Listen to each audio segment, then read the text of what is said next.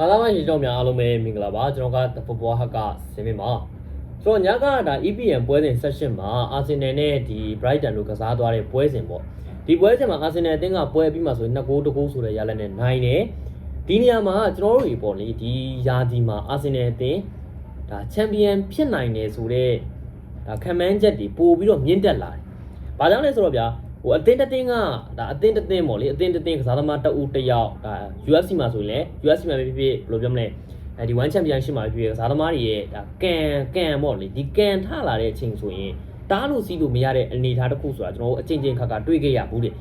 ဒီနေရာမှာလည်းအာဆင်နယ်အသင်းကဒီတိုင်းပဲကျွန်တော်တို့ဒီ2016တုန်းကကျွန်တော်တို့အကုန်လုံးတည်ထားခဲ့တဲ့အတိုင်းပေါ့ဗျာ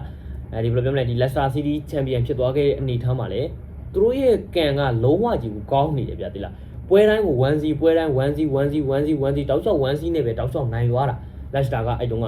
ဆိုတော့အဲ့လိုမျိုးအနေအထားနဲ့ပဲဒါသူတို့ရဲ့ Champion ရာသီကုန်မှာဖြစ်သွားတယ်ဒီရာသီမှာလည်း Arsenal အသင်းရဲ့လက်ရှိသူတို့ရဲ့ကန်တရားပေါ့လေသူတို့ရဲ့ကန်တရားကတော်ဟိုကိုမှဒါ Arsenal အသင်းဘက်မှာရှိနေတာဗျာဒီလား Champion ဖြစ်ချင်တဲ့အသင်းတစ်သင်းအနေနဲ့ကကန်လည်းရှိရမယ်ကန်လည်းပါရမယ်တကယ်လုံးလောက်ရီးရလည်းရှိရမယ်ကစားပုံလည်းကောင်းရမယ်ဒါနီးစနစ်ပိုင်းလည်းလုံးဝတည်တက်ရမယ်ဆိုတော့အရာတွေအကုန်လုံးပြည့်စုံနေရမယ်ဒါချန်ပီယံဖြစ်ရမယ်အသင်းတစ်သင်းပြီးခဲ့တဲ့ရာသီကလီဗာပူးချန်ပီယံဖြစ်ခဲ့တဲ့နေရာမှာလည်းဒီလိုပဲသူတို့ကန်လည်းကန်ဘက်ကကန်ကလည်းသူတို့ဘက်မှာရှိခဲ့တယ်ဒါဘယ်လိုပြောမလဲဒါသူတို့ပွဲတွေတောက်လျှောက်ထောင်ခဲ့တယ်ပေါ့လေဒါလီဗာပူးတင်းကလည်းပြီးခဲ့တဲ့ရာသီမှာချန်ပီယံဖြစ်ခဲ့တဲ့နေရာမှာလည်းတောက်လျှောက်သူတို့ပွဲတွေထောင်နေပွဲချက်ကာလရောက်ပြီဆိုရင်လည်းသူတို့ရဲ့ကစားသမားကပြန်ဆုံးလာတယ်ဒါတွေကိုကျွန်တော်ပြန်ကြည့်မယ်ဆိုရင်ဒါသူတို့ဘက်ကကန်တရားပါခဲ့တာဆိုတော့လက်ရှိမှာအာဆင်နယ်အသင်းကသူတို့ရဲ့ဒါနီးပြပိုင်းကနီးပြရဲ့နီးစနစ်ပိုင်းကလည်းကျွန်တော်ထည့်ပြောစရာမလိုတော့ဘူးပြီးဆိုရင်သူတို့ရဲ့ squad တက်လူရင်းအားရလဲကျွန်တော်ထည့်ပြောစရာမလိုသူတို့ရဲ့လုံအားနှုံးရလဲဒါကချန်ပီယံမှာဖြစ်နိုင်ချန်ပီယံဖြစ်နိုင်ခြေရှိနေတဲ့ဒါလုံအားနှုံးတွေပြနေတဲ့အသင်းတစ်သင်းဆိုတော့အာဆင်နယ်မှာကဒီလွန်ခဲ့တဲ့3နှစ်မှာဆိုသူတို့အဆင့်2နေရာနဲ့ပဲယာတီသိမ်းခဲ့ရတယ်ဒီအချိန်တွေမျိုးမှာသူတို့အတွက်ကလိုအပ်နေတာကန်တရားတစ်ခုပဲ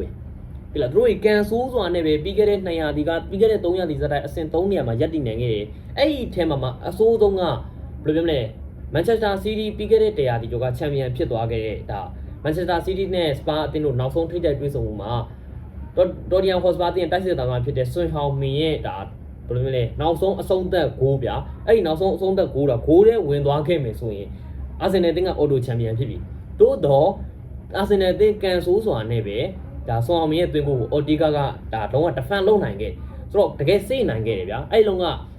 အော်တီကာစေးလိုက်တာကသူတို့ရဲ့ Premier League ဖလားအာဆင်နယ်ကိုရိုက်ချလိုက်တဲ့ဒါဘယ်လိုမျိုးအဆင့်2နေရာရောက်သွားစေခဲ့တဲ့အလုံးဆိုတော့တရားဒီလုံးရဲ့အစုံအဖြစ်အလုံးကိုအော်တီကာကစိတ်သွားနိုင်တာဒါသူတို့ရဲ့ကန်ဆိုးနေတဲ့အချိန်ဗျာအာဆင်နယ်ကန်မကောင်းတဲ့အချိန်ကန်ဆိုးတဲ့အချိန်မဟုတ်ဘူးဆိုရင်ပဲကန်မကောင်းတဲ့အချိန်ကိုပြောရင်ပုံမှန်လိမ့်မယ်ဆိုတော့လက်ရှိရာသီမှာဆိုရင်အာဆင်နယ်ကသူတို့ရဲ့ကန်တရားကတောက်လျှောက်မျက်နှာစာပေးလာညကပွဲမှာလည်းအာဆင်နယ်ကပထမပိုင်းမှာဆိုရင်အိုဒီဂတ်ရဲ့သွင်းဂိုးနဲ့အတူပဲအိုဒီဂတ်တော်တော်ကောင်းတဲ့ကန်ချက်ပါတကယ်အိုဒီဂတ်ရှိကကျွန်တော်အဲ့လိုမျိုးသွင်းဂိုးတွေမကြာခဏတွေ့ရတယ်ဆိုရင်ပဲတွေ့ရတိုင်းလဲတကယ်ကိုမှအခုလိုပဲချီးကျူးရတယ်တော်တော်ကောင်းတဲ့ကန်ချက်ပါဝါကောဖေးရောတူကန်လိုက်တဲ့ထိချက်ကိုလုံးဝမှန်တယ်ဆိုတော့အဲ့အလုံးနဲ့ပဲဥဆောင်နိုင်ခဲ့တယ်14မိနစ်မှာဥဆောင်နိုင်ခဲ့တယ်ဒုတိယပိုင်း52မိနစ်အရောက်မှာဒီတောင်းကန်ဘောပေါ့နော်ဒီတောင်းကန်ဘောကတဆင့်ဘူကာဒီကန်လိုက်တဲ့တောင်းကန်ဘောကတဆင့်ပ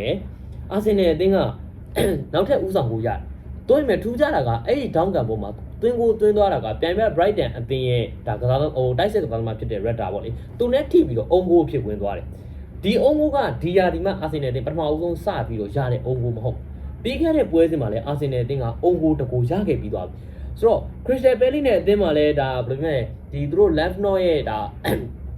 ါအုံဂိုးနဲ့အတူပဲသူတို့မိနစ်80မှာသူတို့ဥဆောင်ကိုရခဲ့တယ်။ပြီးရင်သူတို့ဥဆောင်ကိုပြန်ပြီးတော့ခွင့်ပြုရတယ်ပြီးလို့ရှိရင်သူတို့တွေဒါဒီလိုမျိုးအုံဂိုးကကျွန်တော်မကြာခဏတွေ့နေရတာဗျ။ညကပွဲစဉ်မှာသူတို့အုံဂိုးတကူတွေ့ခဲ့ရတယ်အဲ့ဒီရှိကဘူဘန်တန်နဲ့ပွဲစဉ်မှာဆိုရင်အဲ့ဒီသွင်းဂိုး2ဂိုးလုံးကအုံဂိုးဖြစ်ခဲ့တာဆိုတော့ကန်တီယာကသူတို့ဘက်ကိုရောက်နေပြီဆိုတော့ကျွန်တော်တို့တွေ့လာရတယ်ဟိုကန်တီယာရောက်လာတဲ့အချိန်ကန်တီယာနဲ့ဒါဘယ်လိုပြောမလဲပါလာတဲ့အချိန်မှာပဲကျွန်တော်တို့ထပ်ပြီးတော့မြင်လာရတာကအာဆင်နယ်တို့ဒီယာဒီမှာချန်ပီယံဖြစ်နိုင်ခြင်းအများကြီးရှိတယ်ဆိုတဲ့အရာပဲဆိုတော့သူတို့မှာကလုံအားနှုံးလည်းမလိုဘူးလုံအားနှုံးလည်းဒီထက်ပိုပြီးတော့ကောင်းနေကြမလို့တော့ဘူးဒီစနစ်ပိုင်းရလည်းဒီထက်ပိုပြီးတည်သက်စရာမလိုတော့ဘူ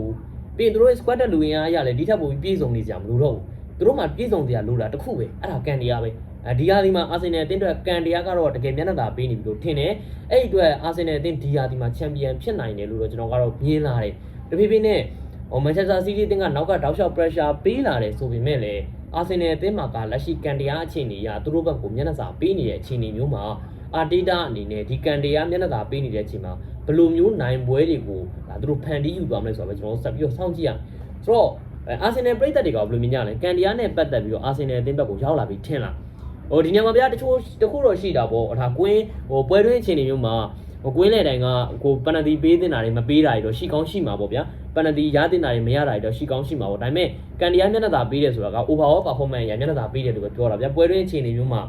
ဒါဘယ်လိုမျိုး50-50 game ကနေပြီးတော့လုံးဝပနတီပေးလိုက်တာမျိုးပနတီရသွားတာမျိုးဒါမျိုးချင်းတွေကိုတော့ပြောချင်တာတော့မဟုတ်ဘူးဆိုတော့အာဆင်နယ်ပရိသတ်တွေကျွန်တော်ကိုဒီနေ့ရောဘာတွေမြင်ကြဘယ်လိုမြင်ကြလဲအာဆင်နယ်အသင်းဒီရာသီမှာချန်ပီယံဖြစ်မယ်ထင်ကြလားဘယ်လိုမြင်လဲတစ်ချက်လောက်ဆွေးနွေးကြပါအောင်ကျွန်တော်လည်း like and subscribe လုပ်ပေးထားပါအောင်ဗျာကျေးဇူးများတင်ပါတယ်